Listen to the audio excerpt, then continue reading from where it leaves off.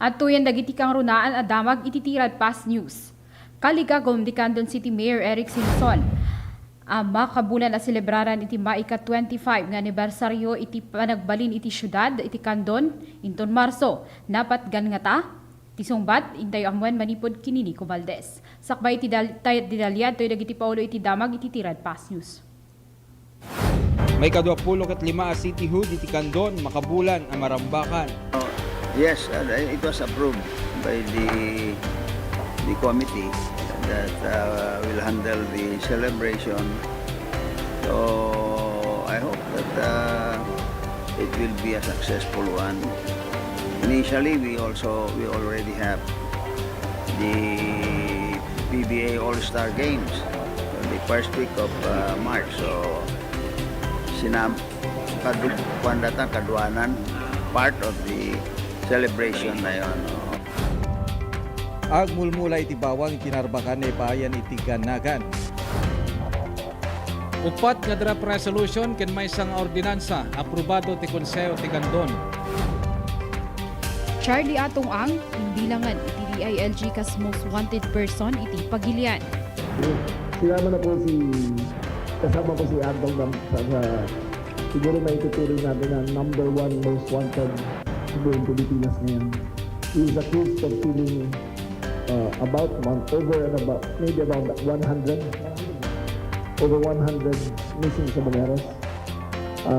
And he is considered armed and dangerous.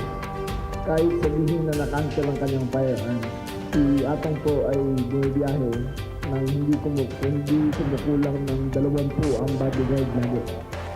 Sanay po yan sa marahas na pagharap sa mga otoridad, sanay po yan sa marahas na paraan para masolusyonan ang kanyang mga problema. So we consider him armed and dangerous. Ibig sabihin, gagawin ng pulis ang lahat para proteksyonan ang sarili nila sa kakayahan ni Atong Ang.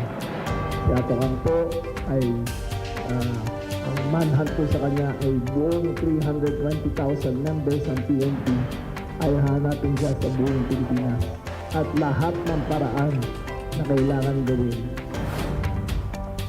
Konstruksyon ti kalsada ken kadala manariban iti pagani kampo.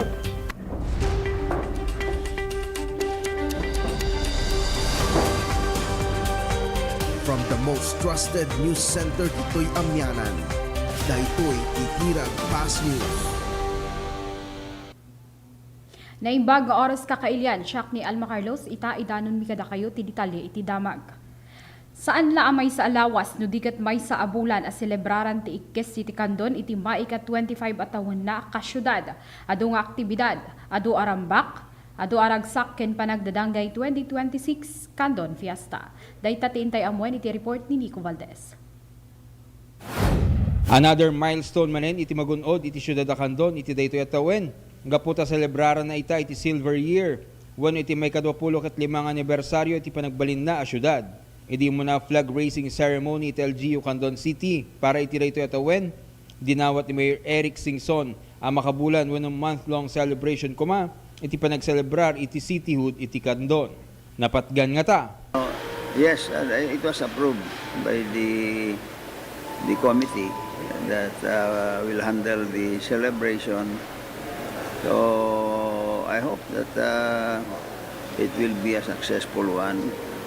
Initially, we already have the PBA All-Star Games on the first week of March. So kaduanan part of the celebration na yun. Manamnamay tinagarbo a selebrasyon iti syudad a Candon inton Marso. Iti panagbalin na syudad iti Candon ket babayan iti Republic Act 9018. Iso iti masal celebraran iti 28 iti Marso. Nico Valdez, Tirad Pass News.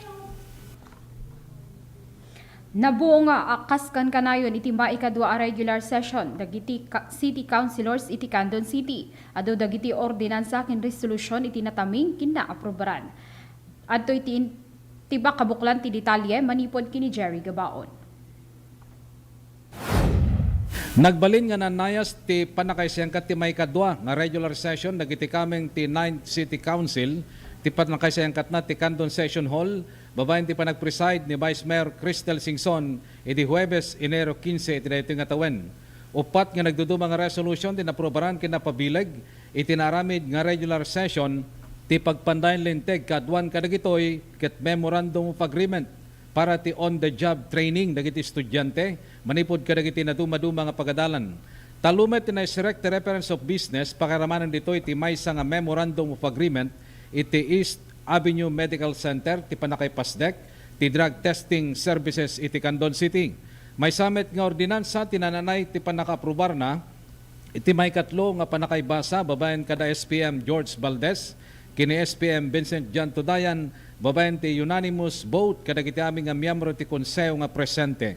Daytoy ket may naig ti reclassifying lot number 1080-B with a total area of 1,936 square meters, being a portion of lot number 1080 with a total area of 6,548 square meters under ARP number 0013-00388 owned by Benito Ganayo, located at Barangay San Agustin, Candon City, Ilocos Sur, from agricultural land use to institutional land use.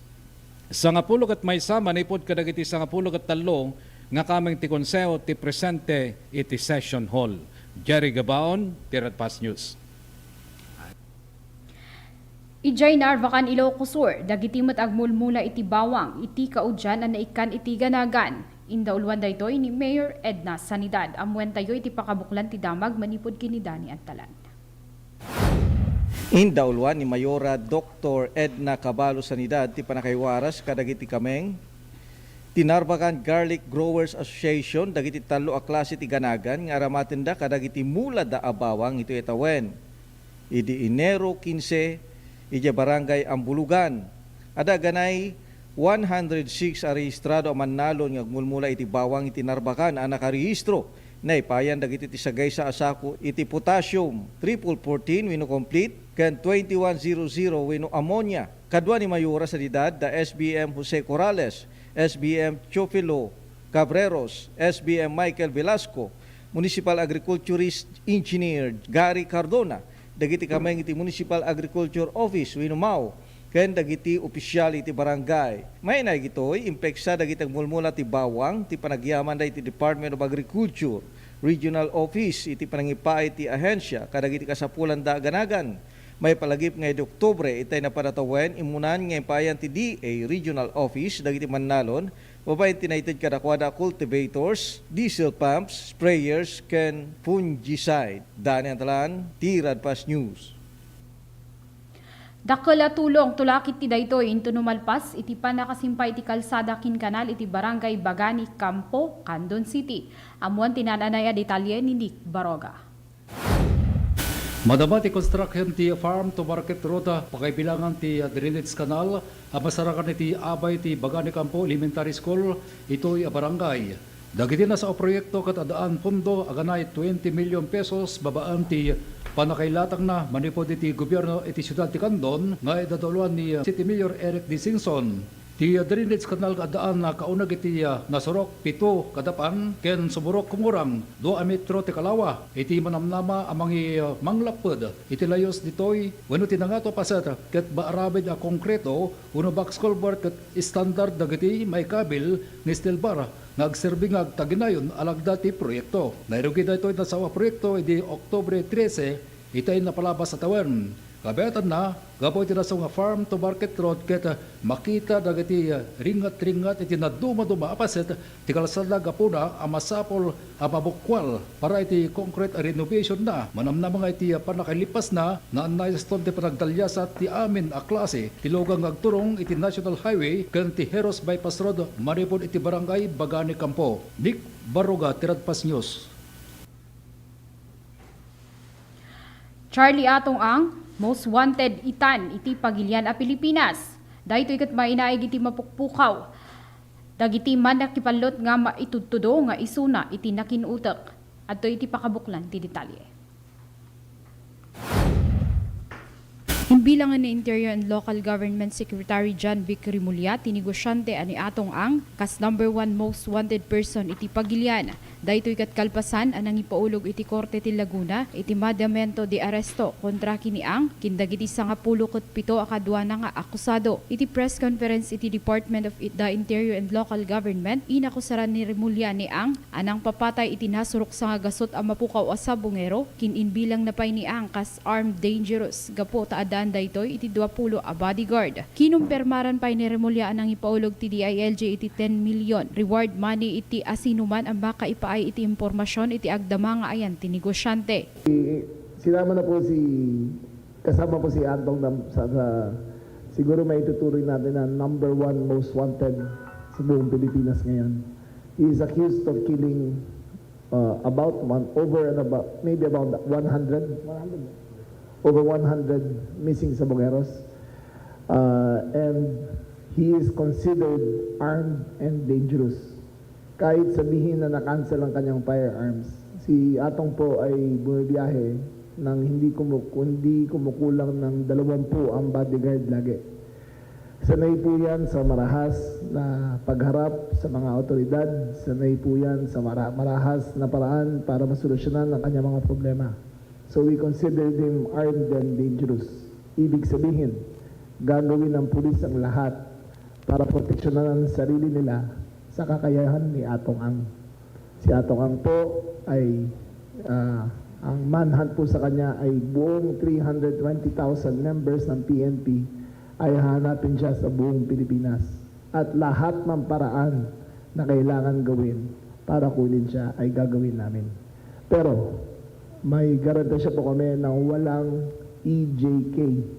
Wala pong extrajudicial killing na plano ang PNP.